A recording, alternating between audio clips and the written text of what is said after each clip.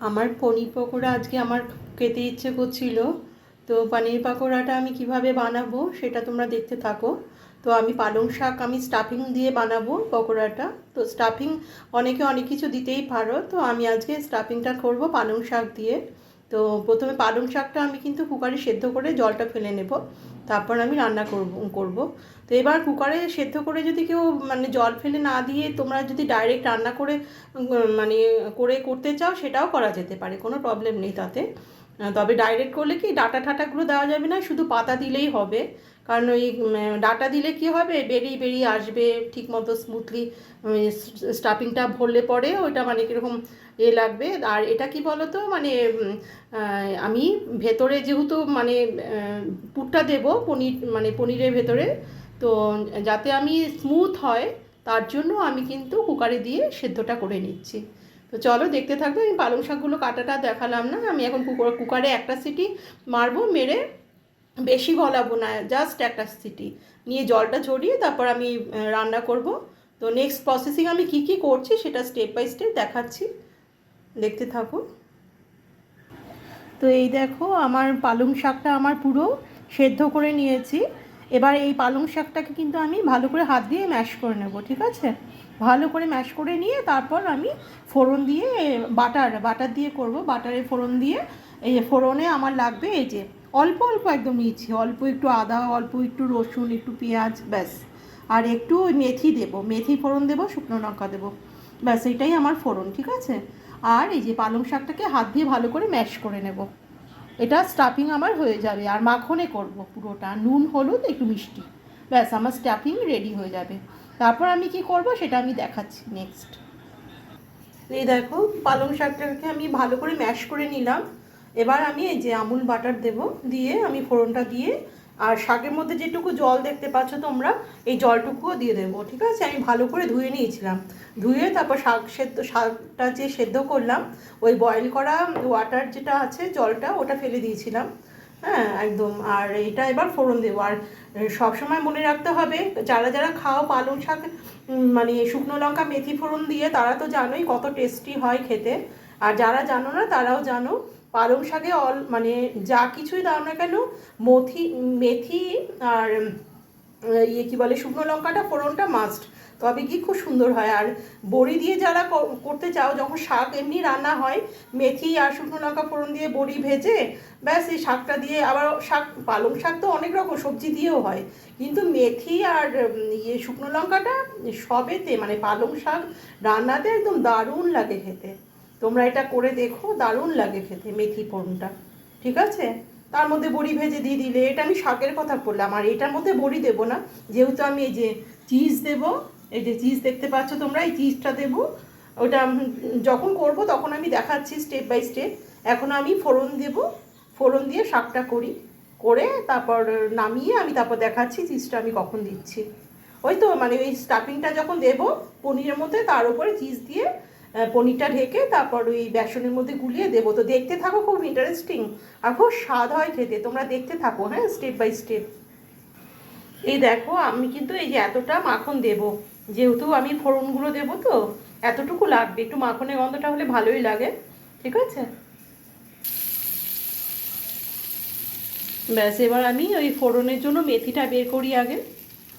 এ দেখো আমি কিন্তু শুকনো লঙ্কাগুলোকে মানে দুটো দিয়েছি শুকনো লঙ্কা, একটু ঝাল ঝাল হলে ভালোই লাগবে খেতে, মুখে যদি একটু ঝালটা পড়ে।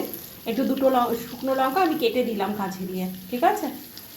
কেটে দিলাম। এটা এবার একটুখানি ওই লালচে লালচে হবে, তারপরে আমি এই যে এতটা মেথি নিয়েছি, এই যে এতটা মেথি নিয়েছি, মেথিটা আমি দিয়ে দেবো, ঠিক আছে?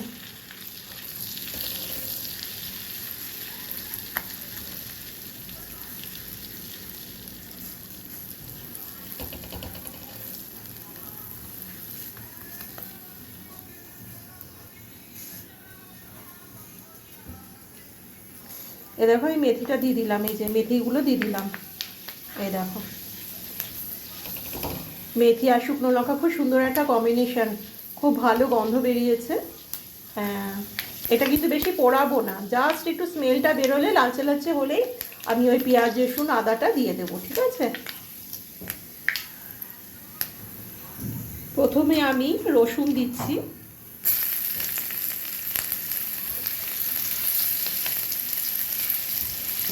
সুন্দর একটা গন্ধ বেরিয়েছে। ব্যাস, আমি কিন্তু কোনো কিছুই আমি পোড়াবো না কিন্তু। এই যে রসুনটা দিলাম, এবার আমি এই যে পেঁয়াজটাও দিয়ে দিচ্ছি, তারপর আমি এই আদাটাও দিয়ে দেবো, সব একসাথেই একদম হবে, ঠিক আছে?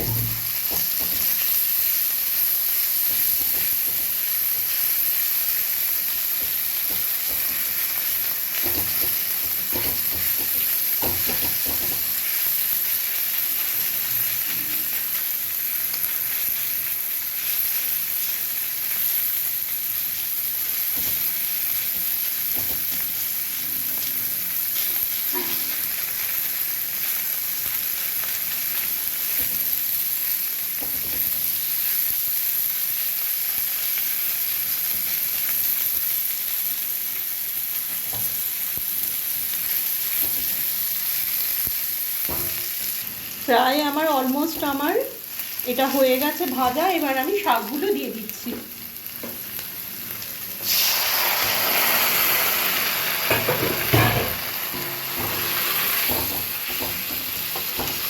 ব্যাস, এবার একটু নুন হলুদ দেব।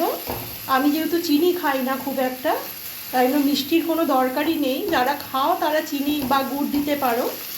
তো যাই হোক, আমি এখানে একটু নুন আর হলুদ দেবো। তো আমি তো এক হাতে মানে ফোন ধরে আছি, ইয়ে করতে পারছি না, ফোনটা একটু আমি করছি, রেখে আমি নুন হলুদটা দিয়ে একটু মাখো মাখো করে নামিয়ে তারপর আমি দেখাচ্ছি তোমাদের নেক্সট প্রসেসিং কি করছি, ঠিক আছে? খুব ইন্টারেস্টিং, মানে না টেনে পুরো ভিডিওটা দেখবে আশা করব। আর আশা করব এটা যে তোমরা বানিয়ে করে খেও, খুব ভালো লাগবে, আমার মনে হয় খুব ভালো লাগবে। পনির পকোড়া তো অনেক রকমভাবেই করো তোমরা, কিন্তু এইভাবে স্টাফিং করে খেও, দারুণ লাগবে খেতে। তারপর ভেতরে চিজ দেবো। তো ঠিক আছে, আমি নুন হলুদটা দিই একদম পুরো ফাইনালি আমি নামিয়ে তারপর আমি দেখাচ্ছি নেক্সট প্রসেসিং কি করছি, ঠিক আছে? এই তো আমার স্টাফিংটা কমপ্লিট হয়ে গেল। এবার আমি কি করব, এই গরম থাকতে থাকতে দেখাচ্ছি। এই যে এই মজারেলা চিজটা আমি এখানে গ্রেট করে এটার সাথে মিশিয়ে নেব। মিশিয়ে নেওয়ার পরে আমি স্টাফিংটা পনিরের মধ্যে ভরবো, ভরে ওই বেসনের ব্যাটার তৈরি করে তারপর তেলে ভাজবো। দেখতে খুব সুন্দর হয়, খেতেও খুব স্বাদ হয়। তোমরা শেষ অবধি দেখো, ভালো লাগবে আশা করি। আর আমি আমার রিকোয়েস্ট রইল তোমাদের কাছে যে এইভাবে বানিয়ে করে খেও তোমরা প্লিজ। আর প্লিজই বললাম, নাহলে বুঝবে কি করে, তাই না? তো ঠিক আছে, আমি বানাই, আগে বানাই তারপর দেখাচ্ছি।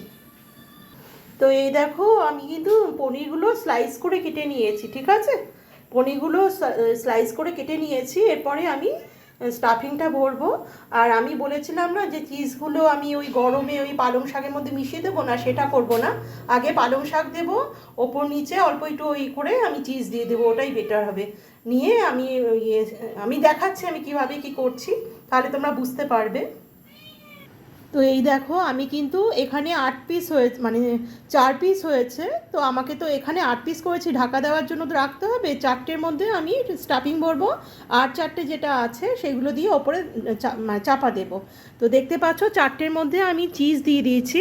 এবার আমি ওপরে পালং শাকের স্টাফিং যেটা বানালাম ওটা দেবো, তার উপরে চিজ দিয়ে চাপা দিয়ে বেসনের মধ্যে গুলিয়ে তারপর ভাজবো। ভীষণ ভালো লাগে খেতে, তোমরা বানিয়ে করে খেয়ে দেখো, নিয়ে আমাকে অবশ্যই জানিও কিন্তু কমেন্ট করে কেমন লাগলো। তো ঠিক আছে, আমি এখন পালং শাকটা দিয়ে আবার দেখাচ্ছি। তো এই দেখো, আমি কিন্তু ওই পালং শাকের স্টাফিংটা যেটা বানালাম দিয়ে দিয়েছি। এবারে তোমাদের বোঝার সুবিধার্থে আমি খ্যাপে খ্যাপে দিচ্ছি আর তোমাদের দেখাচ্ছি। এর ওপরে আমি চিজ দিয়ে তারপর ঢেকে দেবো, নিয়ে বেসনে গুলিয়ে ভাজবো, ব্যাস। তো ঠিক আছে, আমি চিজটা দিয়ে আমি দেখাচ্ছি। তো এই দেখো, আমি কিন্তু মানে চিজটা আমি দিয়ে দিলাম ওপরে। এরপর আমি কিন্তু স্টেপ বাই স্টেপ এগুলো ঢাকবো, এই যে পনিরগুলো দিয়ে ঢাকবো, ঢেকে বেসনে চুবিয়ে ভাজবো। তো ঢেকেও আমি দেখাচ্ছি।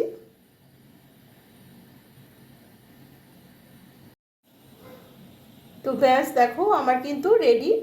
এবার আমি বেসনটা গোলাবো, আর বেসনের মধ্যে অবশ্যই কিন্তু জোয়ান দিতে কেউ ভুলবে না।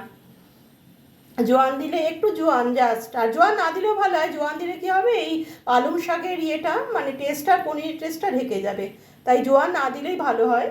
তো আমি জোয়ান ছাড়াই আমি এখন খুব ভালোভাবে ফেটে নিতে হবে কিন্তু বেসনটা, ঠিক আছে? খুব ভালোভাবে ফেটিয়ে নিতে হবে। তো এই বেসনটা আমি এখন গোলাবো, গুলিয়ে তারপরে চুবিয়ে ভাজবো। বোঝা গেল ব্যাপারটা? তো ঠিক আছে, আমি করি, আমি বেসনটা রেডি করছি।